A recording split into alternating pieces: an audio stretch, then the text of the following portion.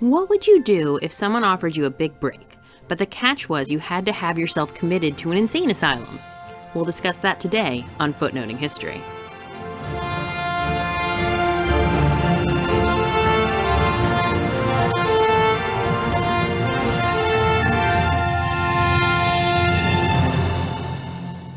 Hello and welcome to Footnoting History. Today's installment is part one of a two-part series on care for those with mental illnesses at the end of the 19th and 20th centuries. In the 1890s, Nellie Bly had herself committed to an asylum in New York City to get the dirt on what it was really like behind those closed doors. To give us a little context, I thought we'd go back about 1,000 years, give or take a few hundred, to trace the development of how people with mental illnesses were viewed and cared for in society over time. Since at least the Middle Ages in both the East and the West, questions have existed about what to do with those suffering from mental illness. Though those with mental illnesses went by many names back then, such as lunatics, madmen, madwomen, it was hard to decide where they belonged. Eventually, starting in the 9th century in Cairo and by at least the 13th century in France, hospitals began to open a few beds to those men or women, many of whom were believed to be possessed by the devil. By the 18th century in Europe, madness, as it was termed, was seen as a problem to be taken care of by the afflicted's family or parish. And if you're stopping here to remember Poor Mad Bertha and Jane Eyre, published in 1847, you aren't too far off. That's exactly what was going on. She was kept at home, correct? Or, locked up in a tower room which she could escape from and set fire to massive houses, same difference. Heck, even in the 20th century, we have Boo Radley in To Kill a Mockingbird. His parents kept him at home, and that turned out really well for them as well. Although it worked out for Scout, spoiler alert. But not everyone could afford to keep the afflicted at home. That's the purview of those with money, basically. While a few institutions were open to house the violently insane, or those from impoverished circumstances, the majority of the insane still had nowhere to go. Eventually, private asylums began to be open, but they were little better than the public ones, which were often workhouses. And if you know anything about your 19th century workhouses, you know you pretty much went there to die. Understanding of mental illnesses did take a step forward in this period, as King George III of England not only fell into periods of madness, excellent movie by the way, The Madness of King George, but then came out of them. Instead of blaming demons, some began to feel that the insane could and should be rehabilitated. Starting in the 1850s and 60s, lunatic asylums began to pop up in the United States. As more asylums were created, more and more patients appeared until in 1904 there were 150,000 patients in mental institutions in the United States alone, or approximately 0.2% of the entire population. It was in this period and situation that Nellie Bly was born. Born in Pennsylvania in 1864 as Elizabeth Jane Cochran, Nellie Bly was always her own person. For example, she was nicknamed Pinky because she often wore that color. And before you think that Nellie was just foreshadowing the princess trend, remember that prior to World War II in America, blue was for girls, pink was for boys. Nellie's choice of color palette was, even if unintentionally, going to make her stand out. After her father died, her mother moved the family to Pittsburgh when Nellie was around 16. The young girl read an article entitled, "What Good Are Girls For?" in the Pittsburgh Dispatch, with the gist of the article being that girls were good for nothing. And angered, Nellie wrote back an anonymous letter that so impressed the editor that he asked her to identify herself and gave her a job under the byline Nellie Bly, which was a popular song of the day. As might be expected from her fashion choices, Nellie chose not to talk about society or clothes, but rather the plight of working women. As her editors tried to move her to the more femininely acceptable, at least in the 19th century, discussions of the latest balls and the wealthy American society, Nellie declared herself a foreign correspondent, and as you do when you are a foreign correspondent, left for Mexico, where she criticized the Mexican government and was threatened with arrest by the Mexican authorities. She then came home and wrote an expose criticizing the Mexican government some more. But Nellie was over Pittsburgh. She had gone as far as she could go there, she felt. What she wanted to be was a journalist in New York City. Unfortunately for her, she had difficulty finding a job, and within 4 months she was penniless. Spurred by her desperation, she talked her way into the offices of a newspaper called the New York World. owned by Joseph Pulitzer and considered one of his yellow papers, so called because they were printed on yellow paper.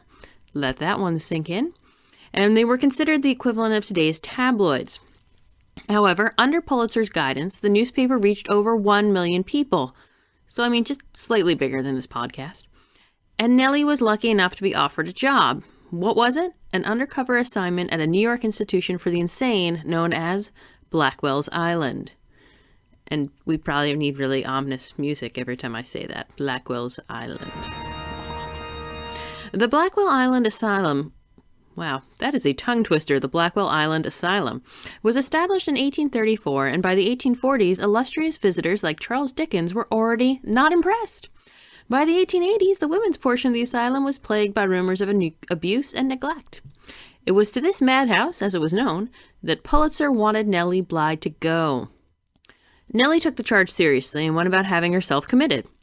She checked into a boarding house, told the other boarders that she feared them, refused to go to bed, and within one day, people, her fellow boarders called the police to report her. Yes. Feigning amnesia, Bly was examined by several doctors, all of whom, after this one-day episode, declared her insane, and she was sent without further delay to Blackwell's Island.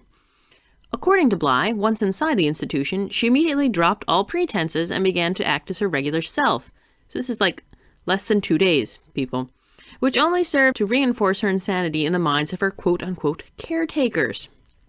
Obviously, she must be insane if she was acting so sane. So what is it like inside? All right, the food she found was mostly inedible, the water undrinkable, rats everywhere, inmates were left to sit on benches for hours. Nellie had difficulty sleeping at night, and although left in a room, which was her own personal room, her lack of sleep bothered the night nurses who complained to the doctor. Yes, because even though she stayed quiet in her own room, the fact that she didn't sleep, that was a bother. So the solution, drug her. They weren't allowed to move or talk, and if they did, they were at best told to shut up and at worst beaten. Quote, nearly all night long, I listened to a woman cry about the cold and beg for God to let her die, end quote. The next day, Nellie saw the woman she heard cry out in the night and witnessed this scene. Quote, she appeared easily 70 years old and she was blind. Although the halls were freezing cold, the old woman had no more clothing on than the rest of us, which I have described. When she was brought into the sitting room and placed on the hard bench, she cried, "Oh, what are you doing with me? I'm so cold, so cold. Why can't I stay in bed or have a shawl?" And then she would get up and endeavor to find her way to leave the room. Sometimes the attendants would jerk her back to the bench, and again they would let her walk and heartlessly laugh when she bumped against the table or the edge of the benches. At one time, she said the heavy shoes which Charity provided hurt her feet, and she took them off. The nurse made 2 patients put them on her again, and when she did it several times and fought against having them on, I counted 7 people at her at once trying to put the shoes on. The old woman then tried to lie down on the bench, but they pulled her up again. End quote. Inmates who complained were repeatedly told to be thankful for the charity they were receiving, as they didn't deserve it. Soon, Nellie began to believe that she was locked up with many women who were actually sane, but driven insane by the conditions and treatment. Her conclusions were not new. In the years leading up to the Civil War, for example, Elizabeth Packard was sent packing. Couldn't resist that one. Elizabeth Packard sent packing. Okay, sorry. Back to the seriousness. Elizabeth Packard was sent packing to an asylum by her minister husband for disagreeing with his theology. This defiance led her to being institutionalized for 3 years because she disagreed with her husband's theology. After the 3 years, she was placed under home care, and finally, a trial led to her being declared sane. Bly did not have as long to wait to get out, as she had pretty powerful connections. Remember, it's Pulitzer who told her to get in. So he's going to come and get her out. After 10 days, the World, the paper that had sent her there, stepped in and got Bly released. After her time at Blackwell Island, Bly continued as a stunt journalist for Time, most famously traveling around the world in less than 80 days. Eventually, she married an industrialist and spent the rest of her life dividing her time between business, suffrage, and orphans. She died at 57 from pneumonia, and her story passed into history. But what, if anything, came about from her time in an institution? After her stay, if you will, she published the aptly named book, 10 Days in a Madhouse. Bly ended up serving on a grand jury to not only investigate Blackwell Island, but also how easy it was to be declared insane. Part of the findings were intended to make it harder for the sane to be sent so easily to institutions. But did it work? We'll discuss that next week in part 2 of our discussion on institutions for the mentally ill when we cover the Rosenhan experiment. This has been Footnoting History. If you like the podcast, be sure to visit our website, footnotinghistory.com, where you can find links to further reading suggestions related to this week's episode, as well as a calendar of upcoming podcasts. You can also like us on Facebook and follow us on Twitter at History Footnote. Until next time, remember, the best stories are always in the footnotes. See you next week!